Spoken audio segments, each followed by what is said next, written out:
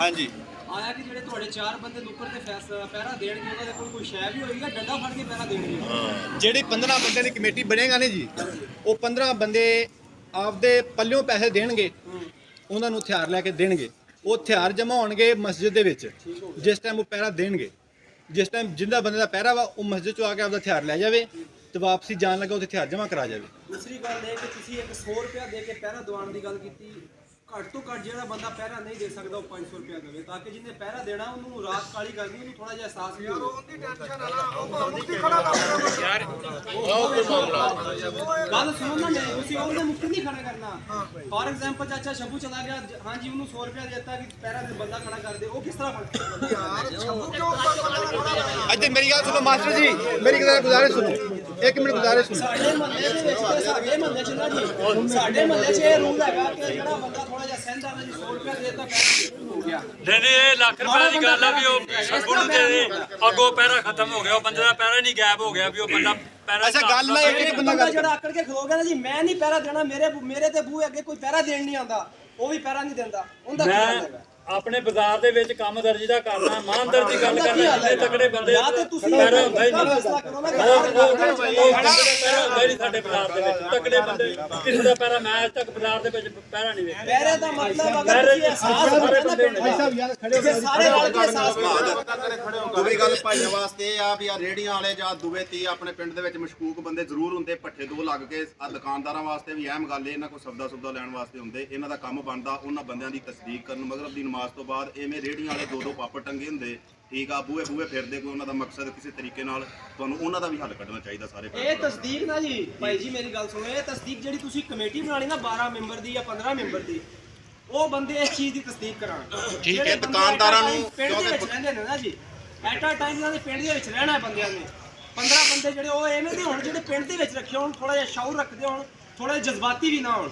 ਇਹ ਨਾ ਹੋਵੇ ਕੋਈ ਮਾੜਾ ਜਿਹਾ ਬੰਦਾ ਦਾ ਚੰਡ ਮਾਰ ਕੇ ਚੱਲ ਬਾਹਰ ਤੋਂ ਨਿਕਲ ਜਾਂਦਾ। ਫਰਜ਼ ਕਰੋ ਇਸ ਤਰ੍ਹਾਂ ਨਹੀਂ ਹੁੰਦਾ। ਫਰਜ਼ ਕਰੋ ਤੁਹਾਡਾ ਪਹਿਰਾ ਵਾ, ਮੇਰੀ ਗੱਲ ਸੁਣੋ, ਫਰਜ਼ ਕਰੋ ਤੁਹਾਡਾ ਪਹਿਰਾ, ਤੁਹਾਨੂੰ ਪਹਿਰੇ ਦਾ ਕਹਿ ਦਿੱਤਾ ਗਿਆ ਵਾ, ਜੀ ਜੀ ਤੁਸੀਂ ਪਹਿਰਾ ਨਹੀਂ ਦੇਣਾ ਚਾਹੁੰਦੇ, ਤੁਸੀਂ ਕਿਸੇ ਕੋਲੋਂ ਵੀ ਪਹਿਰਾ ਦਵਾ ਦਿਓ, ਕਿਸੇ ਨੂੰ ਕੋਈ ਇਤਰਾਜ਼ ਹੈਗਾ ਭਾਵੇਂ 100 ਇਹ ਇਤਰਾਜ਼ ਨਹੀਂ ਭਾਵੇਂ 500 ਹੀ ਦਵਾਓ, ਲੇਕਿਨ ਬੰਦਾ ਖੜਾ ਹੋਣਾ ਚਾਹੀਦਾ। ਬਸ ਇੰਨੀ ਗੱਲ ਨਾ ਜੀ, ਇਹ ਹੋ ਜਾਏਗਾ। ਹੋਰ ਕੋਈ ਦੱਸੋ ਗੱਲ। ਬਸ ਇਹ ਦੂਸਰਾ ਜਿਹੜੀ ਤੁਸੀਂ ਇਹ ਗੱਲ ਕੀਤੀ ਨਾ 15 ਬੰਦਿਆਂ ਵਾਲੀ, ਹਾਂਜੀ ਇਹ ਰੈਕੀ ਕਰਨ ਦੇ ਜਿਹੜੇ ਨਵੇਂ ਬੰਦੇ ਕੋਈ ਇਸ ਤਰ੍ਹਾਂ। ਦੂਸਰੀ ਗੱਲ ਕਮ ਸੇ ਕਮ 4 ਬੰਦੇ ਹੋਣੇ ਚਾਹੀਦੇ ਇੱਕ ਬਰਾਦਰੀ ਦੇ। ਸੋਸ਼ਲ ਮੀਡੀਆ ਗਰੁੱਪ ਬਣਨਾ ਚਾਹੀਦਾ ਤੁਹਾਡਾ ਪਿੰਡ ਦੇ ਵਿੱਚ, ਜਿਹੜੇ ਪਹਿਰਾ ਦੇਣ ਵਾਲੇ ਬੰਦਿਆਂ ਨੂੰ ਇਨਫਾਰਮ ਕਰੇ ਕਿ ਯਾਰ ਫਲਾਂ ਕੋਈ ਕਿਸੇ ਦੇਖ ਲੈਂਦਾ ਨਾ, ਭੱਜ ਕੇ ਮਸਜਿਦ 'ਚ ਨਹੀਂ ਆਣਾ ਐਲਾਨ ਕਰਨ ਵਾਸਤੇ, ਨਹੀਂ ਦੇਰ ਨੂੰ ਭਾਵੇਂ ਅਗਲਾ ਬੰਦਾ ਕੰਮ ਪਾ ਕੇ ਚਲਾ ਜਾਵੇ। ਸੋਸ਼ਲ ਮੀਡੀਆ ਦਾ ਇੱਕ ਬੰਦਾ ਫੌਰਨ ਜਿਹੜਾ ਇਸ ਚੀਜ਼ ਨੂੰ ਗਰੁੱਪ ਦੇ ਵਿੱਚ ਜਲਦੀ ਇਹਦੇ ਵਾਸਤੇ ਨਾ ਜੀ ਮਾਸਟਰ ਜੀ ਇੱਕ ਨਾ ਸੋਸ਼ਲ ਮੀਡੀਆ ਦਾ WhatsApp ਗਰੁੱਪ ਬਣਿਆ ਹੋਇਆ ਵਾ, ਉਹਦੇ ਤਕਰੀਬਨ 60-65 ਮੈਂਬਰ ਐਡ ਵਾ। ਤੁਸੀਂ ਵੀ ਅਗਰ ਐਡ ਹੋਣਾ ਚਾਹੋਗੇ ਨਾ ਜੀ, ਤੁਸੀਂ ਆਪਣਾ ਨੰਬਰ WhatsApp ਦੇ ਦੇਣਾ, ਤੁਹਾਨੂੰ ਉਹਦੇ ਵਿੱਚ ਐਡ ਕਰ ਦੇਣਾ। ਬੰਦੇ ਐਕਟਿਵ ਹੋਣੇ ਚਾਹੀਦੇ ਨੇ। ਐਕਟਿਵ ਬੰਦੇ ਨੇ ਹਰ ਟਾਈਮ, ਜਿਸ ਟਾਈਮ ਰਾਤੀ ਵਾਕਿਆ ਹੋਇਆ ਜੀ ਤਕਰੀਬਨ 8 ਮਿੰਟ ਚ ਸਾਰੇ ਉੱਥੇ ਸ਼ਫੀਕ ਸਨ, ਸਾਰੇ ਦੋਸਤ ਉੱਥੇ 2 ਮੌਜੂਦ ਹਫ਼ਤੇ ਸਨ। ਪਹਿਲੇ ਮੇਰੇ ਘਰ ਚੋਰ ਆਏ ਨੇ, ਕਿਸੇ ਨੂੰ ਨਹੀਂ ਪਤਾ ਹੋਣਾ ਤੁਹਾਨੂੰ? ਨਹੀਂ ਪਤਾ। ਇਹ ਤਾਂ ਇਲਜ਼ਾਮ ਹੈਗਾ ਸਾਡੇ ਕੋਲ। ਉਸੇ ਵਾਸਤੇ ਬੈਠੇ ਹਾਂ ਕਿ ਕੋਈ ਸੁਜੈਸ਼ਨ ਹੋ ਜਾਵੇ, ਕੋਈ ਮਾਮਲਾ ਸੈੱਟ ਹੋ ਜਾਣਾ। ਇਹ ਸੁਜੈਸ਼ਨ ਇਸੇ ਤਰ੍ਹਾਂ ਨਾਲ ਵੀਰ ਸੋਹਣਿਆ ਕਿ ਅਗਰ ਸਾਰੇ ਮੁਤਫਿਕ ਹੋ ਕੇ ਅਹਿਸਾਸ ਕਰਨ ਨਾ ਕਿ ਅਗਰ ਮੇਰੇ ਘਰ ਚੋਰ ਆਏ ਨੇ ਤਾਂ ਸਾਰਿਆਂ ਨੂੰ ਪਤਾ ਹੋਣਾ ਚਾਹੀਦਾ ਯਾਰ ਸਾਡੇ ਪਿੰਡ 'ਚ ਚੋਰੀ ਹੋਈ ਹੈ, ਇਹਨੂੰ ਰੋਕਣਾ ਹੈ। ਮੈਂ ਭਾਈ ਬਾਸ ਦੇ ਘਰ ਚੋਰੀ ਹੋਈ ਹੈ, ਹੁਣ ਸਾਰੇ ਇਹ ਗੱਲ ਨਹੀਂ ਕਹਿਣੀ ਚਾਹੀਦੀ। ਹਰ ਬੰਦਾ ਆਪਣੇ ਜ਼ਿਹਨ ਨਾਲ ਕੰਮ ਕਰਦਾ ਹੈਗਾ। ਮੈਂ ਵੀ ਜ਼ਿਆਦਾ ਅਸਲਾ ਸੀ ਜਾਂ ਜੋ ਵੀ ਸੀ ਉਹਨਾਂ ਨੂੰ ਅਸੀਂ ਫੋਲੋ ਨਹੀਂ ਕਰ ਸਕੇ ਜਾਂ ਨਹੀਂ ਰੋਕ ਸਕੇ, ਲੇਕਿਨ ਪਿੰਡ ਦੇ ਵਿੱਚ ਆਂਦਾ ਦਾ ਲਾਇਆ ਅਮਲ ਐਵੇਂ ਦਾ ਹੋਣਾ ਚਾਹੀਦਾ ਕਿ ਅਗਰ ਇਸ ਤਰ੍ਹਾਂ ਦਾ ਮਸਲਾ ਬਣਦਾ ਕੋਈ 2 ਹਫ਼ਤੇ ਤੁਸੀਂ ਕੋਈ ਐਵੇਂ ਦਾ ਗਰੁੱਪ ਬਣਾਓ ਜਿਹੜਾ ਥੋੜਾ ਜਿਹਾ ਪਿੰਡ ਦੇ ਆਸੇ-ਪਾਸੇ ਰਾਤ ਨੂੰ 11 ਵਜੇ ਤੋਂ ਲੈ ਕੇ 1 ਵਜੇ ਤੱਕ ਥੋੜੀ ਜਿਹੀ ਰੈਕੀ ਸ਼ੈਕੀ ਕਰੇ। ਕੋਈ ਬੰਦਾ ਤੇ ਨਹੀਂ ਆਣ ਡਿਆ, ਕਿਉਂਕਿ ਚੋਰ ਨੇ ਤੇ ਆਣਾ ਹੀ ਆਣਾ ਹੈਗਾ। ਇੱਕ ਘਰ ਵਾਸਤੇ ਨਹੀਂ ਹੈਗਾ ਚੋਰ, ਉਹਨੂੰ ਜਿੱਥੇ ਕੋਈ ਮੁਖਬਰੀ ਮਿਲ ਗਈ ਜਾਂ ਕੋਈ ਮੌਕਾ ਮਿਲ ਗਿਆ। ਦੂਸਰੀ ਗੱਲ ਹੈਗੀ ਕਿ ਬਗੈਰ ਕੋਈ ਵੀ ਨਾ ਕੋਈ ਵਜ੍ਹਾ ਤੋਂ ਨਾ ਜੀ ਕੋਈ ਇਸ ਤਰ੍ਹਾਂ ਦਾ ਹੁੰਦਾ ਬੰਦਾ ਕਿ ਆਪਣੇ 'ਚ ਹੋ ਜਾਵੇ ਕੋਈ ਜਾਂ ਕਿਸੇ ਤਰ੍ਹਾਂ ਦਾ ਵੀ ਹੋ ਜਾਵੇ, ਜਿਹੜੀ ਗੱਲ ਲੀਕ ਹੁੰਦੀ ਹੈ ਸਾਡੇ ਪਿੰਡ ਦੀ, ਉਹ ਫਿਰ ਮੌਕਾ ਮਿਲਦਾ ਦੂਸਰੇ ਨੂੰ। ਹੋਰ ਕੋਈ ਦੋਸਤ ਕੋਈ ਗੱਲ ਕਰਨਾ ਚਾਹੁੰਦਾ ਹੋਵੇ, ਆਪਦਾ ਮਸ਼ਵਰਾ ਦੇਣਾ ਚਾਹੁੰਦਾ ਹੋਵੇ, ਸਾਰਾ ਪਿੰਡ ਇੱਥੇ ਮੌਜੂਦ ਹੈ। ਐਲਾਨ ਹੋਇਆ ਵਾ 2 ਵਾਰੀ ਹੋਇਆ ਵਾ, 3 ਵਾਰੀ ਹੋਇਆ ਜਾਣਾ ਜਿਹੜਾ ਉਹਦੇ ਵਾਸਤੇ ਹਾਂਜੀ ਵੀਡੀਓ ਸਾਹਿਬ ਜਿਹੜਾ ਵਾਕਿਆ ਜਾਂਦੇ ਮੈਂ ਤੇ ਜਿਹੜੇ ਕਹਿੰਦੇ ਨੇ ਖੁੱਲਾ ਜਾਂ ਜੇ ਇਹਦੇ ਵਿੱਚ ਜਮ੍ਹਾਂ ਕਰਾਓ ਮਸਜਿਦ ਵਿੱਚ 2 ਵਜੇ ਰਾਤ ਨੂੰ, 2 ਵਜੇ ਕੌਣ ਬੰਦਾ ਇੱਥੇ ਕੌਣ ਜਮ੍ਹਾਂ ਕਰੇਗਾ? ਸੁਬਾਹ ਦੀ ਗੱਲ ਕਰਦੇ ਆ। ਕੋਈ ਹੋਰ ਵੀ ਜਗ੍ਹਾ ਹੋ ਸਕਦੀ ਵਾ, ਜ਼ਰੂਰੀ ਨਹੀਂ ਹੈ ਮਸਜਿਦ ਹੋ ਸਕਦੀ। ਨੰਬਰਦਾਰ ਸਾਹਿਬਾਨ ਨੇ ਨੰਬਰਦਾਰ ਸਾਹਿਬਾਨ ਨੇ ਗੱਲ ਇਹ ਆ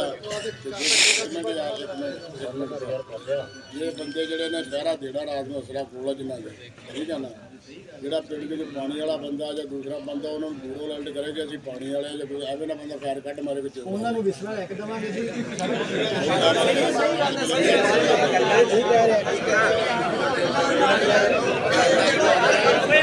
ਚੁੱਪ ਯਾਰ ਚੁੱਪ, ਮਿਹਰਬਾਨੀ ਕਰੋ ਯਾਰ, ਕੀ ਹੋ ਗਿਆ?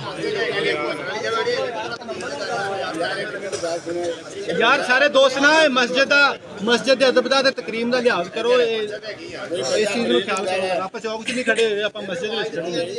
ਕੋਈ ਬੰਦਾ ਮਰੀਜ਼ ਹੁੰਦਾ, ਸਾਰੇ ਬੰਦੇ ਚੌਂਦੇ ਆ, ਡਾਕਟਰ ਨੂੰ ਜਾ ਰਿਹਾ ਆਪਣਾ ਮੋਬਾਈਲ ਦੀ ਲਾਈਟ ਪਾ ਕੇ ਉਹਨਾਂ ਨੂੰ ਪਤਾ ਉਹਦੇ ਬੰਦੇ। ਬਾਬਾ ਜੀ ਗੱਲ ਕਰੋ ਉੱਚੀ ਜ਼ਰਾ।